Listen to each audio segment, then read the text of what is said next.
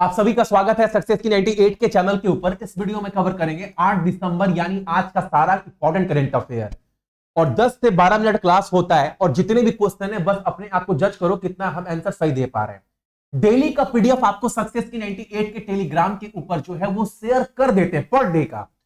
तो क्लास देखने के बाद आपको रिवीजन करने का भी आवश्यकता नहीं है, ऐसा मुझे लगता है पर्सनली।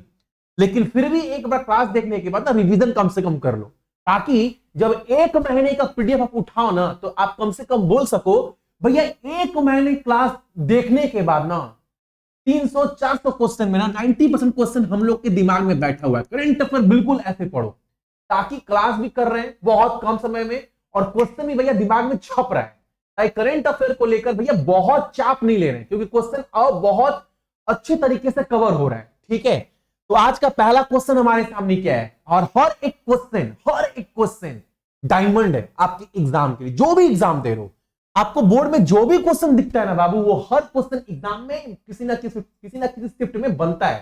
पहला क्वेश्चन क्या बोल रहा है, टाइम जो मैगजीन है ना, इस मैगजीन के रिपोर्ट के अनुसार पर्सन ऑफ द ईयर का जो पुरस्कार है या फिर इस टैग से किसे सम्मानित किया गया है, तो आप बोलिएगा टेलर स्विफ्ट, ऑप्शन नंबर सी।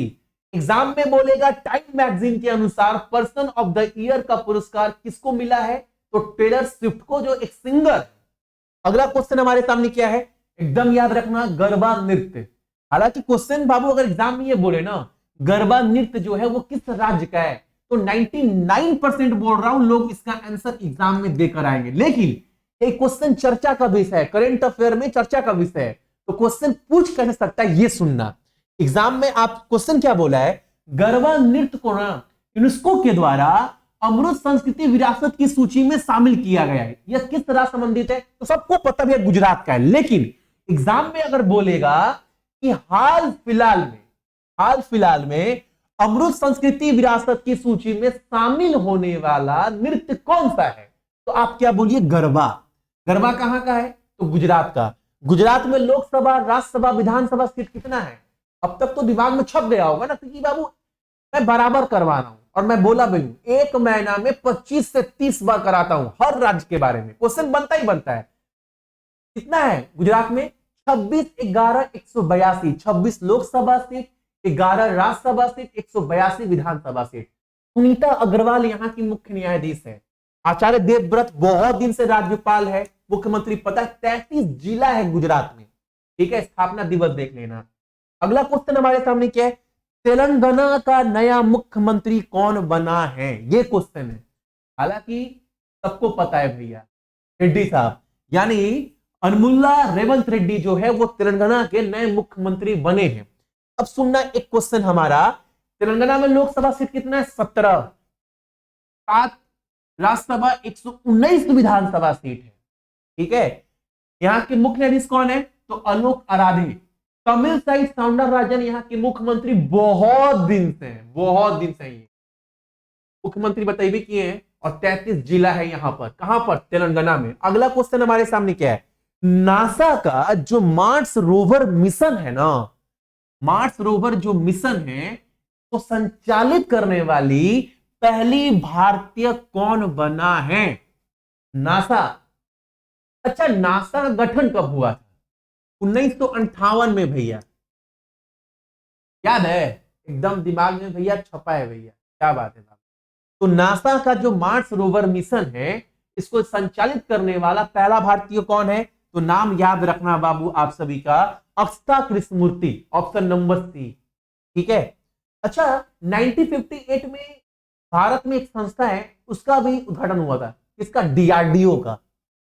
डीआरडीओ का भी कब हुआ था, 1958 में, नासा के साथ 1958 में। ठीक है, अच्छा कमेंट कर बताओ, सबसे आसान क्वेश्चन पूछ रहे हैं, इसरो, बहुत बार बताएं इसरो गठन कब किया गया था, कमेंट करना आप सभी। ठीक है, अगला क्वेश्चन हमारे सामने क्या है, टाइम मैगजीन के अनुसार सीईओ ऑफ द ईयर के लिए चुना किसे गया है, पर्सन ऑफ द ईयर कौन बना है, टेलर स्विफ्ट।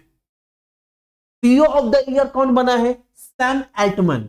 अभी कुछ दिन पहले दिसंबर महीने में ही एक करंट अफेयर में आपको करवाए थे, जो एक संस्था है ऑनलाइन ओपन एआई, करवाए थे ना। इस संस्था का सीईओ कौन बना है दोबारा से? Sam Altman.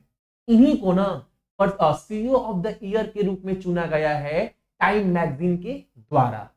अगला क्वेश्चन हमारे सामने क्या है यहां पर? हाँ, एग्जाम में जाओगे बोलेगा मारापी ज्वालामुखी किस देश में, ये क्वेश्चन पूछ सकता है। क्या बोलेगा? हाल ही में जो विस्फोट हुआ बहुत चर्चा का विषय था, बहुत बर्बादी हुआ इसके वजह से उस देश में। इस ज्वालामुखी कहां पर स्थित है? इंडोनेशिया में, ऑप्शन नंबर सी।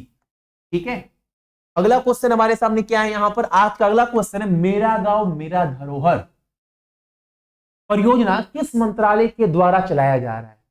गांव में जितना भी कढ़ाई बुनाई, वहां का जो संस्कृति है, जो संस्कार है, उसको जिंदा रखने के लिए संस्कृति मंत्रालय के द्वारा मेरा गांव मेरा धरोहर पूरे देश भर में ये स्कीम, ये योजना चलाया जा रहा है। तो कौन चला रहा है?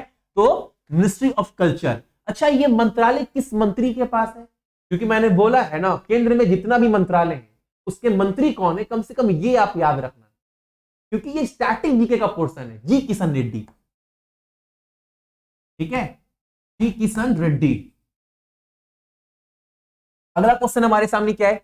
किस शहर में 8 से 9 दिसंबर को वैश्विक निवेशक शिखर सम्मेलन का आयोजन किया जाएगा? एग्जाम में जाओगे बोलेगा 2023 का वैश्विक निवेशक शिखर सम्मेलन का आयोजन किस राज्य में हुआ या कहां पर किया गया? तो आप बोलिएगा देहरादून में। देहरादून कहां पड़ता है? किसकी राजधानी है? उत्तराखंड की। ठीक है, अगला क्वेश्चन हमारे सामने क्या है? दिसंबर 2023 में किस कंपनी ने 6 लाख करोड़ रुपए का बाजार पूंजीकरण को पार कर लिया है? यानी उनका जो मार्केट वैल्यू है ना इस कंपनी का, वो 6 लाख करोड़ के पार जा चुका है और ये पार करने वाली 8वीं कंपनी बन गई है। एग्जाम में जाओगे क्वेश्चन करंट अफेयर ऐसे पूछेगा, हाल फिलहाल में किस कंपनी ने अपना जो बाजार वैल्यू है वो 6 लाख करोड़ के पार किया है हाल फिलहाल में? Bharti Airtel, option number D. बहुत सारी कंपनी है, 8 कंपनी बोले ना, टीसीएस है, उसके बाद से एचडीएफसी बैंक है, आईसीआईसीआई बैंक है, ये सब 6 लाख करोड़ के पार है। रिलायंस है। ठीक है, हाल फिलहाल में बोले तो भारतीय एयरटेल। अगला क्वेश्चन हमारे सामने क्या है यहां पर? किस रेटिंग एजेंसी के अनुसार उनका रिपोर्ट आया है कि जो भारत है ना 2030 तक दुनिया की तीसरी सबसे बड़ी अर्थव्यवस्था बन जाएगा। 1 नंबर पर तो सबका कहना है अमेरिका ही रहेगा, 2 पर आपका चीन रहेगा, यानी जापान वगैरह को पीछे छोड़कर, पछाड़ कर ना 2030 तक जो भारत है ना वो दुनिया की तीसरी अर्थव्यवस्था बन जाएगा। किसके अनुसार? तो एसपी ग्लोबल रेटिंग के अनुसार। और एक बात, मैंने आपको ये क्वेश्चन करवाया है।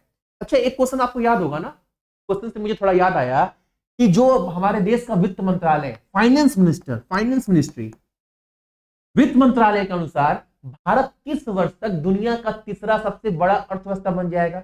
ये 2030 तक। तो वित्त मंत्रालय का अनुमान कब तक है? 2027 तक अनुमान लगाया गया है देश के वित्त मंत्री के द्वारा, वित्त मंत्रालय के द्वारा, कि भारत जो है वो 2027 तक विश्व की तीसरी सबसे बड़ी अर्थव्यवस्था। ठीक है, तो ये था आपका करंट अफेयर 8 दिसंबर का। 1 महीने के बाद सोचो 350 क्वेश्चन करंट अफेयर में कर लोगे, वो भी वो क्वेश्चन जो एग्जाम में बिल्कुल बनता है, बन रहा है, यही सब में बनेगा। 6 महीने भैया 8000 क्वेश्चन। अगर आप डेली इतना दिल से क्लास देखोगे ना बाबू, आप 6 महीने के बाद भी पूरा करंट अफेयर का पीडीएफ खोलोगे, किसी का भी ना, आप बोलोगे भैया 71 क्वेश्चन दिमाग में छपा हुआ है। ऐसे पढ़ो एकदम स्मार्ट तरीके से, बिना बोझ लिए हुए। क्लास हो गया ना, अब फटाफट जाना टेलीग्राम के ऊपर, वहां पीडीएफ शेयर किए, तो एक बार पीडीएफ जो है वो डाउनलोड एक बार देख लेना, काम खत्म, क्वेश्चन हो गया, क्लास खत्म। ठीक है, सभी को गुड नाइट, अपना ख्याल रखिएगा, मम्मी पापा ख्याल रखिएगा, देश का ख्याल रखिएगा। ठीक है, जय हिंद।